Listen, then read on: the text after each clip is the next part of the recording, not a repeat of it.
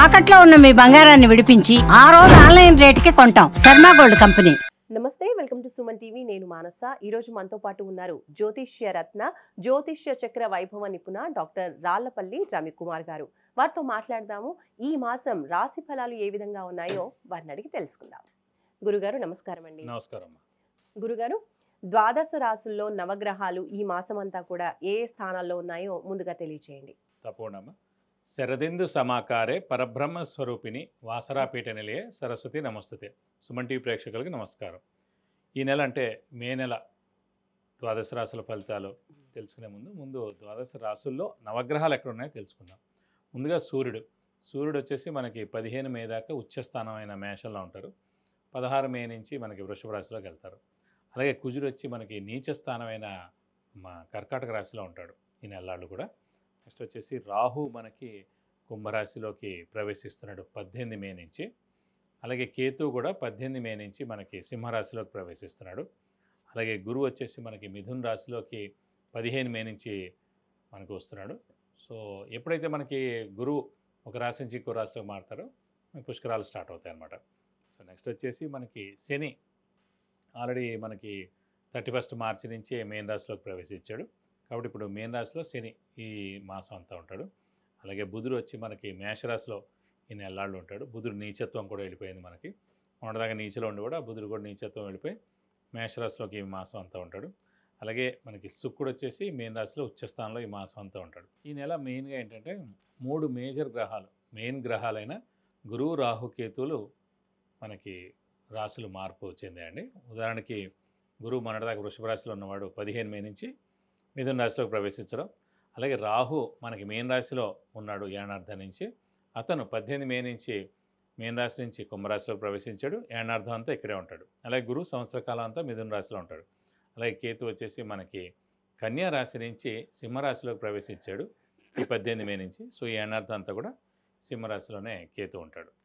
ఇవ్వండి ద్వాదశ రాశుల్లో మనకి నవగ్రహాలు ఈ మాసం అంతా ఇక్కడ ఈ స్థానాల్లో ఉంటాయి. గురుగారు, కర్కాటక రాశి వాళ్ళకి ఈ మాసం అంతా కూడా రాశి ఫలాలు ఏ విధంగా ఉన్నాయో తెలియచేయండి. తప్పకుండా.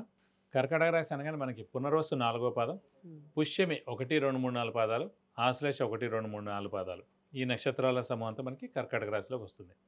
ఈ రాశి వారిని చూసుకుంటే కనుక ప్రస్తుతం అష్టమ శని అనేది మెయిన్గా ఇన్నాళ్ళు బాధించింది 2.5 సంవత్సరాల నుంచి. అష్టమ శని వెళ్ళిపోయింది. అలాగే రాహు ఒకడు అష్టమంలో ఉన్నాడు, కేతు ద్వితీయ స్థానంలో ఉన్నారు. సో వీళ్ళిద్దరూ మిశ్రమంగా ఉన్నారు. అలాగే శని మటుకు బాగానే ఉన్నట్టు, ఎందుకంటే అష్టమ శని మెయిన్గా వెళ్ళిపోయింది, భాగ్యంలో ఉన్నాడు కాబట్టి. కానీ వ్యయంలో మటుకు గురువు ఉన్నాడు. సో గురుబలం తక్కువగా ఉంది, రాహుబలం తక్కువగా ఉంది, కేతుబలం తక్కువగా ఉంది. ఈ గురుబలం తక్కువగా ఉండడం వల్ల, వ్యయ స్థానంలో ఉండడం వల్ల శుభకార్యాలు ఏవైనా ఉంటే కూడా ఇవన్నీ కూడా పోస్ట్ పోన్ అవ్వడం, డిలే అవ్వడం, ఇవన్నీ కూడా నెక్స్ట్ ఏడాదికి వెళ్ళిపోతాయి అన్నమాట. సో ఈ ఏడాది తక్కువగా ఉంటాయి ఇలాంటివన్నీ కూడా. సో మానవ ప్రయత్నం 100కు 100 చేయడం, అలాగే దైవబలం బాగా పెంచుకుంటే తప్ప ఈ శుభ ఫలితాలు ఏమి రావు ఈ సంవత్సర కాలం అంతా కూడా. నిజంగా చెప్పాలంటే కర్కాటక రాశి వారికి అంటే మహర్దశ అంతర్దశ బాగుందనుకోండి ఒరిజినల్గా జాతకంలో, దాని రీత్యా నడుస్తాయి. కానీ గోచారీత్యా చూసుకున్నప్పుడు మటు గురుబలం తక్కువగా ఉంది కాబట్టి ఈ సంవత్సర కాలం అంతా కూడా చెప్పుకోవాలంటే మనకి వ్యయ స్థానంలోనే గురువు ఉండడం చేత శుభకార్యాలు ఏవైతే ఉన్నా కూడా అవన్నీ పోస్ట్ పోన్ అయ్యేందుకు అవకాశం ఉన్నాయి. అలాగే మెయిన్గా సంతానం విషయం డిలే అవ్వడం, ఆలస్యం అవ్వడం, వివాహమైనా సరే కుదరడం, లేకపోతే తర్వాత చూద్దాం అనడం, అది పెండింగ్ పడిపోవడం, అలా మెల్లగా పోస్ట్ పోన్ అయిపోవడం, ఇలాంటివన్నీ జరుగుతుంటాయి. అలాగే ఉద్యోగం విషయం కూడా అంతే అండి. ఖచ్చితంగా ఈ నెల వస్తుంది అనుకుంటే ఉద్యోగం అది ఎప్పుడో నెక్స్ట్ మంత్కి అయిపోవడం, లేదంటే ఉన్న ఉద్యోగం ప్రాబ్లంలో ఉండడం, ఇలాంటివన్నీ కూడా జరిగేందుకు అవకాశాలు ఉన్నాయి. ఇక్కడ మెయిన్గా ఈ కర్కాటక రాశి వారికి అదృష్టకారకుడు, యోగకారకుడు, లక్ ఫీవర్ చేసే గ్రహమైన కుజుడు రాశిలో నీచ స్థానంలో ఉన్నాడు. సో ఈ కుజుడు నీచలో ఉండడం వలన ఈ కర్కాటక రాశి యోగకారకుడు కుజుడే అయ్యాడు కాబట్టి డబ్బు ఖర్చు, హెల్త్ ప్రాబ్లం, మాట పడటం, డబ్బు ఖర్చు ఏదో విధంగా అయిపోవడం, వెహికల్ కూడా బాగా డబ్బు ఖర్చు అయిపోవడం, మెయింటెనెన్స్ ఇవన్నీ కష్టం అయిపోవడం, ఈ నెల సర్వీసింగ్ చేయించారు, ఈ నెల ఏదో ఒకటి పాడైపోవడం, ఇలాంటివన్నీ అవుతాయి. డబ్బు ఖర్చు విపరీతంగా ఉంటుంది. అలాగే మాట పడటం, ఎప్పుడు అనమాట కూడా ఎవరెవరు మాట మనల్ని అనడం, అలాగే హెల్త్ ప్రాబ్లమ్, చిన్న చిన్న హెల్త్ ప్రాబ్లమ్స్ ఏమంటే కూడా ఖచ్చితంగా జరిగేందుకు అవకాశాలు ఎక్కువగా ఉన్నాయన్నమాట. కాబట్టి కొంచెం మీరు ఆరోగ్య విషయంలో జాగ్రత్త వహించాలి, మాట్లాడే విషయంలో జాగ్రత్త వహించాలి. డబ్బు ఖర్చు ఎక్కువగా ఉంటుంది కాబట్టి ముందుగానే మీరు ప్లాన్ చేసుకుంటే మంచిది. ఎక్కువ ఖర్చులకు వెళ్లకుండా ఉంటే మంచిది. ఈ నెలలు అయిపోతే కనుక కుజుడు నీచత్వం వెళ్ళిపోతుంది. ఒకసారి కుజుడు నీచత్వం వెళ్ళిపోతే మళ్ళీ మనకి ఒక 490 డేస్ అంటే ఒక 500 డేస్ దాకా మళ్ళీ ఈ కుజుడు నీచిలోకి రాడు. ఓకే. ఇది మిగతా రాశులకి ఇది కుజుడు నీచిలో వచ్చినా నష్టమే ఉండదు. ఉమ్. కానీ కర్కాటక రాశి, సింహరాశికి మెయిన్గా మెయిన్ రాశి వారికి యోగకారకుడు, అదృష్టకారకుడు, లక్ ఫేవర్ చేసే గ్రహమే కుజుడు కాబట్టి వాడు నీచిలో ఉంటే ఖచ్చితంగా ఆ 45 డేస్ డబ్బు ఖర్చు, హెల్త్ ప్రాబ్లం, మాట పడటం పడేందుకు అవకాశాలు అన్నమాట. కాబట్టి ఈ రాశి వారికి డబ్బు ఖర్చు విపరీతంగా ఉంటుందని చెప్పుకోవాలి. కొత్తగా అప్పులు కూడా చేయాల్సి వస్తుంది. అప్పుల వాళ్ళ బెడద కూడా తప్పదు. కాబట్టి ఈ రాశి వారికి మిశ్రమంగా ఉందని చెప్పుకోవాలి ఈ మాసం అంతా.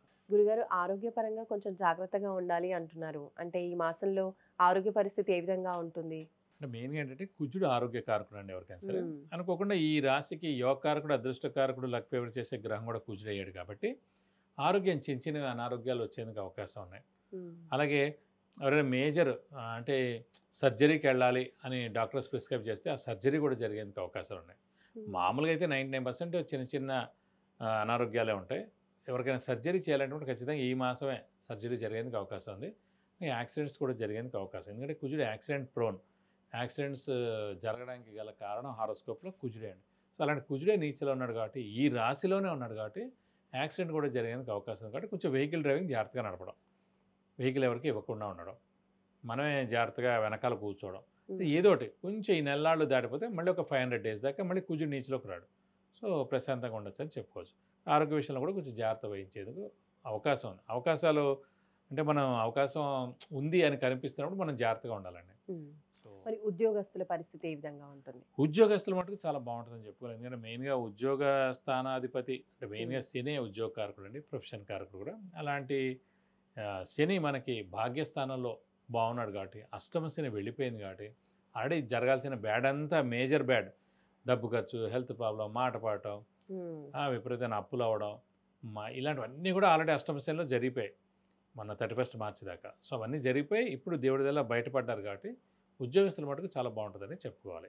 గురుగారు, మరి కర్కాటక రాశి వాళ్ళకి కొన్ని ఇబ్బందులు ఉన్నాయి కాబట్టి ఆరోగ్య విషయంలో కావచ్చు, ఆర్థిక విషయంలో కావచ్చు, ఏ పరిహారాలు పాటిస్తే బాగుంటుంది?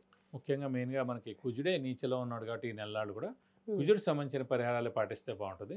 సుబ్రహ్మణ్య స్వామి ఆరాధన ఎక్కువగా చేసుకోవాలండి. ప్రతిరోజు సుబ్రహ్మణ్య స్వామి అష్టోత్తరం చదువుకుంటే మంచిది. వీలైతే ఈ నెలలు కూడా, ఈ 4 వారాలు కూడా ప్రతి మంగళవారం ఉపవాసం ఉంటే చాలా మంచిది. వీలైతే కనుక కుజుడికి 7000 సార్లు జపం చేయించి కేజింపో, కందిపప్పు, ఒక రెడ్ లుంగి, ఒక 1000 రూపాయల వరకు గోల్డ్ ఐటమ్ దానం ఇస్తే కనుక ఈ దోషం అంతా తొలగిపోతుంది. అలాగే ఇక్కడ స్కందగిరి టెంపుల్ అని ఉందండి పద్మారావు నగర్లో. అక్కడ సుబ్రహ్మణ్య స్వామికి హోమం మరియు అభిషేకం మీ పేరు, నక్షత్ర, గోత్రనామాలతో చేయిస్తే మంచిది. ఎందుకంటే అండి ఓన్లీ కుజుడే నీచలో ఉన్నాడని కాదు, అష్టమ స్థానంలో కూడా రాహు ఉన్నాడు. అష్టమ స్థానం అనేది ఆయుష్ స్థానం, అలాగే ఆడవాళ్ళకి మాంగళ్య స్థానం, అలాగే యాక్సిడెంట్స్ స్థానం. ఈ 3 స్థానాలు కూడా అష్టం అనమాట. ఆ అష్టమంలో రాహు ఉండడం కొంచెం బ్యాడ్ అండి. ప్లస్ కుజుడు కూడా అష్టమ దృష్టితోటి రాహుని చూస్తున్నాడు కూడా. సో ఈ నెల కొంచెం ఆరోగ్యం కానీ, యాక్సిడెంట్ ప్రోన్ కానీ ఇలాంటివి ఏదైనా మేజర్ జరిగేందుకు అవకాశాలు ఉన్నాయి కాబట్టి ఈ స్కందగిరి టెంపుల్లో హోమం మరియు అభిషేకం మన పేరు, గోత్రనామాలతోటి ప్రతి మంగళవారం చేస్తారు. 7:30 to 10:30, 2000 టికెట్ అండి. మండే రోజు సాయంత్రం లోపల మనం టికెట్ తీసుకోవాలి. ఆన్లైన్ అయినా తీసుకోవచ్చు. వెళ్ళగలిగిన వాళ్ళు వెళ్తే మంచిది. 7:30 to 10:30 అక్కడ చేయించుకుంటే కనుక ఈ దోషం మొత్తం తొలగిపోతుందని ఖచ్చితంగా చెప్పుకోవచ్చు. విద్య, ఉద్యోగం, వ్యాపారం, వాహన యోగం, గృహయోగం, ఇంకా ఇలాంటి ఎన్నో విషయాలకు సంబంధించి మీరు గురుగారి నుంచి అపాయింట్మెంట్ ద్వారా తెలుసుకోవాలి అనుకుంటే స్క్రోల్ అవుతున్న నంబర్కి కాంటాక్ట్ చేయండి. గురుగారు, కర్కాటక రాశి వాళ్ళ రాశి ఫలితాలు తెలియజేశారు. ధన్యవాదాలు. నమస్కారం.